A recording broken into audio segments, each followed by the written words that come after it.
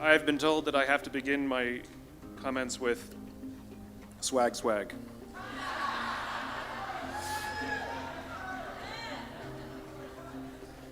So I had the chance to meet with some of the kids in the program today. Where are you? Scream out. There you go. I love those kids. And so what I thought I would do, because they gave me a little bit of time to say whatever I want, is offer you a little bit of some observations for your future. I have 5 little rules that you can follow as you find your spark and bring your spark to life. The first is to go after the things that you want. Let me tell you a story. So a friend of mine and I, we went for a run in Central Park. The Roadrunners organization, on the weekends, they host races. And it's very common at the end of the race, they'll have a sponsor who will give away something, apples or bagels or something. And on this particular day, when we got to the end of the run, there were some free bagels. And they had picnic tables set up, and on one side was a group of volunteers. On the table were boxes of bagels, and on the other side was a long line of runners waiting to get their free bagel. So I said to my friend, let's get a bagel. And he looked at me and said, the line's too long. And I said, free bagel. And he said, I don't want to wait in line. And I was like, free bagel. And he says, it's too long. And that's when I realized that there's 2 ways to see the world.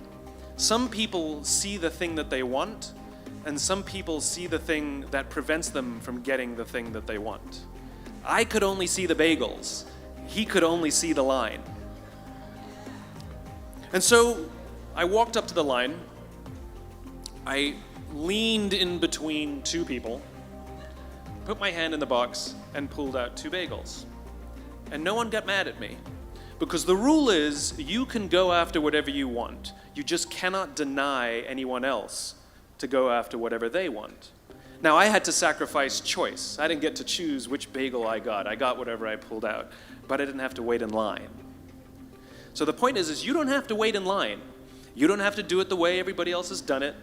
You can do it your way. You can break the rules. You just can't get in the way of somebody else getting what they want. That's rule number 1. Rule number 2. I like this one. In the 18th century, there was something that spread across Europe and eventually made its way to America called puerperal fever, also known as the Black Death of childbed. Basically what was happening is women were giving birth and they would die within 48 hours after giving birth. This Black Death of childbirth was the ravage of Europe, and it got worse and worse and worse over the course of over a century. In some hospitals, it was as high as 70% of women who gave birth who would die as a result of giving birth. But this was the Renaissance. This was the time of empirical data and science, and we had thrown away things like tradition and mysticism. These were men of science. These were doctors. And these doctors and men of science wanted to study and try and find the reason for this Black Death of childbed, and so they got to work studying, and they would study the corpses of the women who had died. And in the morning they would conduct autopsies, and then in the afternoon they would go and deliver babies and finish their rounds. And it wasn't until somewhere in the mid-1800s that Dr. Oliver Wendell Holmes, father of Supreme Court Justice Oliver Wendell Holmes, realized that all of these doctors who were conducting autopsies in the morning weren't washing their hands before they delivered babies in the afternoon. And he pointed it out and said, guys, you're the problem. And they ignored him and called him crazy for 30 years. Until finally somebody realized that if they simply washed their hands, it would go away. And that's exactly what happened. When they started sterilizing their instruments and washing their hands, the Black Death of childbed disappeared. My point is, the lesson here is, sometimes you're the problem. We've seen this happen all too recently with our new men of science and empirical studiers and these men of finance who are smarter than the rest of us until the thing collapsed. And they blamed everything else except themselves.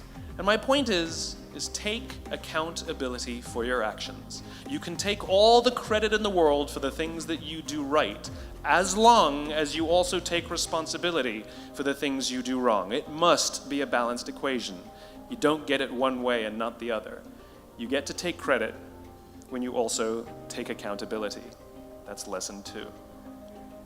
Lesson 3, take care of each other. The United States Navy SEALs are perhaps the most elite warriors in the world. And one of the SEALs was asked, who makes it through the selection process? Who is able to become a SEAL? And his answer was, I can't tell you the kind of person that becomes a SEAL. I can't tell you the kind of person that makes it through BUD/S. But I can tell you the kind of people who don't become SEALs. He says the guys that show up with huge, bulging muscles, covered in tattoos, who want to prove to the world how tough they are, none of them make it through. He said the preening leaders who like to delegate all their responsibility and never do anything themselves, none of them make it through. He said the star college athletes who've never really been tested to the core of their being, none of them make it through. He says some of the guys that make it through are skinny and scrawny. He said some of the guys that make it through, you will see them shivering out of fear.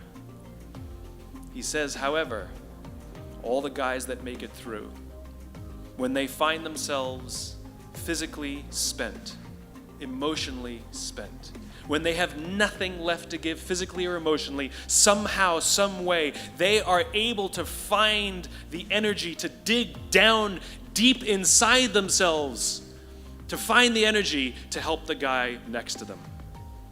They become SEALs, he said. You want to be an elite warrior. It's not about how tough you are. It's not about how smart you are. It's not about how fast you are. If you want to be an elite warrior, you better get really, really good at helping the person to the left of you and helping the person to the right of you. Because that's how people advance in the world. The world is too dangerous and the world is too difficult for you to think that you can do these things alone. If you find your spark, I commend you. Now, who are you going to ask for help, and when are you going to accept help when it's offered? Learn that skill. Learn by practicing helping each other. It'll be the single most valuable thing you ever learn in your entire life. To accept help when it's offered and to ask for it when you know that you can't do it. The amazing thing is when you learn to ask for help, you'll discover that there are people all around you who've always wanted to help you. They just didn't think you needed it because you kept pretending that you had everything under control. And the minute you say, I don't know what I'm doing, I'm stuck, I'm scared, I don't think I can do this, you will find that lots of people who love you will rush in and take care of you. But that'll only happen if you learn to take care of them first.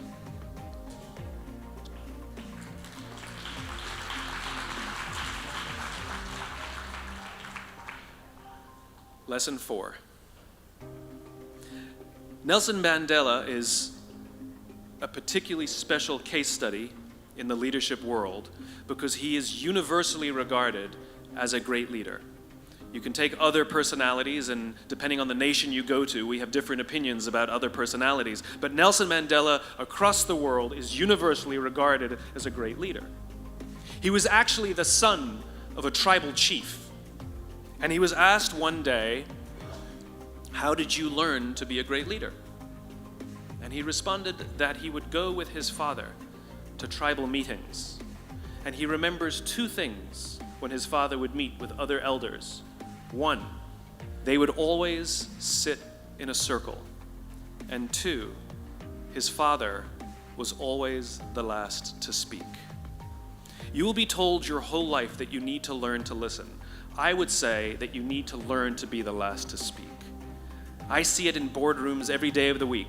even people who consider themselves good leaders, who may actually be decent leaders, will walk into a room and say, here's the problem, here's what I think, but I'm interested in your opinion, let's go around the room. It's too late.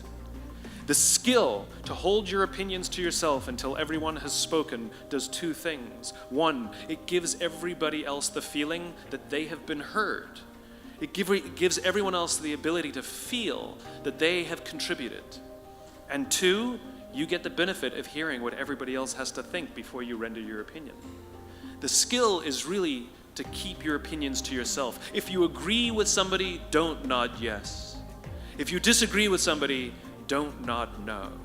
Simply sit there, take it all in, and the only thing you're allowed to do is ask questions so that you can understand what they mean and why they have the opinion that they have. You must understand from where they are speaking, why they have the opinion they have, not just what they are saying. And at the end, you will get your turn. It sounds easy, it's not. Practice being the last to speak. That's what Nelson Mandela did. Number 5. That's Monty Python. 1, 2, 5, 3. For all the other nerds in the audience. There's one. Number 5. My favorite one of all. True story. There was a former Undersecretary of Defense who was invited to give a speech at a large conference, about 1,000 people. And he was standing on the stage with his cup of coffee and a styrofoam cup, giving his prepared remarks with his PowerPoint behind him. And he took a sip of his coffee and he smiled and he looked down at the coffee. And then he went off script. And he said, last year I spoke at this exact same conference. Last year I was still the undersecretary. And when I spoke here last year, they flew me here business class. And when I arrived at the airport, there was somebody waiting for me to take me to my hotel. And they took me to my hotel and they had already checked me in and they just took me up to my room. And the next morning I came downstairs and there was someone waiting in the lobby to greet me and they drove me to this here same venue. They took me through the back entrance and took me into the green room and handed me a cup of coffee in a beautiful ceramic cup. He says, I'm no longer the undersecretary. I flew here coach. I took a taxi to my hotel and I checked myself in. When I came down the lobby this morning, I took another taxi to this venue. I came in the front door and found my way backstage, and when I asked someone, do you have any coffee? He pointed to the coffee machine in the corner, and I poured myself a cup of coffee into this here styrofoam cup. He says the lesson is, the ceramic cup was never meant for me. It was meant for the position I held. I deserve a styrofoam cup. Remember this. As you gain fame, as you gain fortune, as you gain position and seniority, people will treat you better. They will hold doors open for you. They will get you a cup of tea and coffee without you even asking. They will call you sir and ma'am, and they will give you stuff. None of that stuff is meant for you. That stuff is meant for the position you hold. It is meant for the level that you have achieved of leader or success or whatever you want to call it. But you will always deserve a styrofoam cup. Remember that. Remember that lesson of humility and gratitude. You can accept all the free stuff. You can accept all the perks. Absolutely, you can enjoy them. But just be grateful for them and know that they're not for you. I remember getting off the Acela. I took the Acela from New York to Washington, D.C. And I got off the train like everybody else. And I was walking down the platform like everyone else. And I walked past General Norty Schwartz, who used to be the chief of staff of the United States Air Force, the head of the Air Force. And here I did, see a guy in a suit schlepping his own suitcase down the platform just like me. And just a couple months ago, he was flying on private jets and he had an entourage and other people carried his luggage. But he no longer held the position. And so now he got to drag his own suitcase. And never did it sort of remind me more that none of us deserve the perks that we get. We all deserve a styrofoam cup.